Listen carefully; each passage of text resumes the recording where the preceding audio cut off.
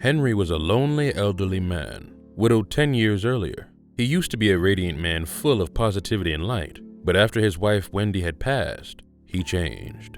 Henry was a skilled pianist and loved to play the instrument with his wife along his side. But after her death, the piano grew more and more abandoned each day as its keys slowly collected dust. Henry would often sit in his workout armchair across the piano, his gaze fixed upon the instrument that once held the echoes of his love. Today was no different. He sat in his usual spot, fantasizing about the past as the rain pounded outside the window. In a trembling voice, Henry broke the silence, his words filled with sorrow and nostalgia.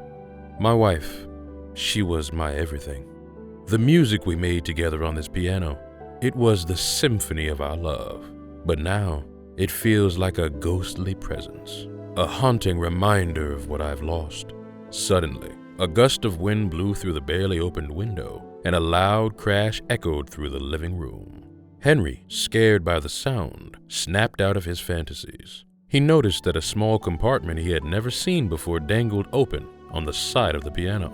Henry got up and walked closer to the piano to see if the secret compartment was up close. Inside lay a collection of letters, their envelopes yellowed with age. Henry's trembling hands reached for the first one, his curiosity overpowering his sorrow. As he read the words written on the aged paper, his eyes widened with shock and disbelief. The letters were addressed to his wife, but they were not from him. They were written by another man, pouring out his undying love and longing for her. Henry's heart shattered, and a twist of betrayal ran through his body. The piano, once a symbol of their love, now became a witness to a secret that had been hidden for decades. Henry forcefully shut the compartment and paced back to his chair. How could this be? And to think I grieved her all these years. I was faithful to her my whole life, and this is how she repays me? A secret affair, good grief, how could I have been so blind? Was she a liar all along? There are so many letters. Henry tried to focus and read at least one of the letters to the end, but frustration overcame him. He was furious. Determined to find out the truth, Henry went to his room and began to pull out old boxes from his closet. He intended to go through all of his dead wife's possessions to get to the bottom of this madness. But after looking for many hours, he found no clues. She didn't have many friends. Certainly none of them were men. He sat down in the corner of the room and tried to collect himself. Tired and filled with grief, Henry pulled out a phone from his pocket and called his brother David to share the terrible news. "Hello?" answered David. "Hi, brother. I have to talk to you. Something terrible has happened," said Henry. "Is everything all right? You don't sound well. Should I call the hospital?" David asked, concerned. "Only for my heart, as it has shattered into 1,000,000 pieces," replied Henry with a heavy tone. "You're not making much sense, brother. What's going on?" asked David. "David, it's about Wendy, my wife. You see, I found these letters in our piano, confessions of another man's love, dating back 25 years ago, and all the way up to her death," exclaims Henry. David doesn't answer. "David, don't you see? She's a cheat. She never loved me. All these years I spent grieving her, while all along there has been another man," said Henry. David continues to be silent. "Are you listening, brother?" asked Henry. "Henry, there's something you should know," said David quietly. "What is it?" "Don't tell me you knew about this," said Henry angrily. Brother, please listen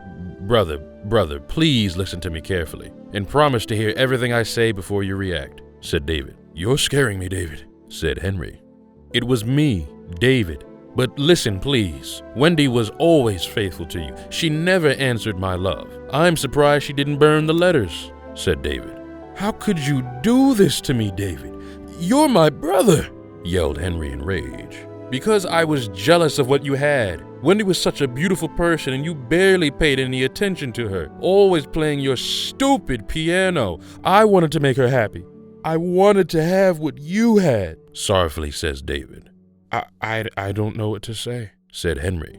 "I'll come over and we can talk about it. All I ask is that you forgive me," pleaded David. "Don't. Just don't," said Henry, and hung up the phone. An hour later, Henry's doorbell rang. It was David standing at the door. Even though Henry wanted his brother to stay out there in the cold and freeze, he knew that he couldn't. And so, Henry opened the door. After hours of arguing and talking, the brothers came to a resolution. The only way to move on was to forgive, and they both knew that.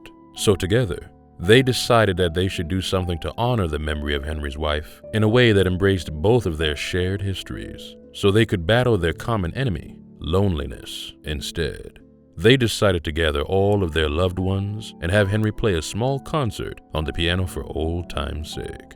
In the coming days, Henry began to practice again, for the first time in 10 years, his hesitant fingers gently resting on the keys. The notes he played at first were fragile, full of self-doubt. However, as the days turned into weeks, his confidence grew, and his music gained strength once again.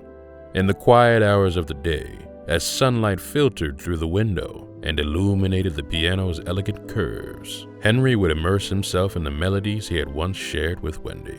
He would close his eyes, allowing the music to guide him through a labyrinth of bittersweet memories. He realized that his love for music had consumed him in the past, blinding him to the precious moments he could have shared with Wendy. It was a revelation that both weighed heavy on his heart and propelled him forward, urging him to embrace a new chapter in his life.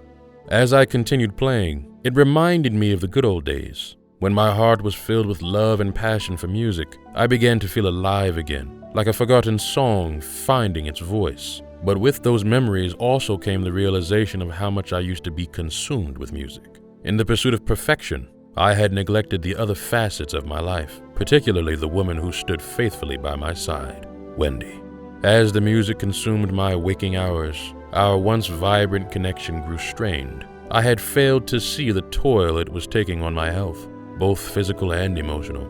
Neglecting self-care, I would often forget meals and sleep, not knowing the toll it was taking on my body. The consequences of my obsession were evident in my weakened state and declining well-being. Wendy, my loving wife, watched as my whole life got sucked into playing music. She had wished for more than fleeting moments spent playing together. All she wanted was my undivided attention. Her bitterness had been born out of a deep desire to love and to be loved in return. But blinded by my obsession, I had failed to realize the growing gap between us until it was far too late. And so approached the day that Henry and David planned together. There was an undeniable air of nostalgia mixed with a tinge of melancholy. Each person had their own history with Henry and Wendy, and the passing years had left their mark on all of them. Yet, there was also a shared understanding that this gathering was about embracing the present, cherishing the bonds that had endured, and honoring the memory of a woman who had touched their lives in profound ways. With only a few people in attendance, Henry began his performance.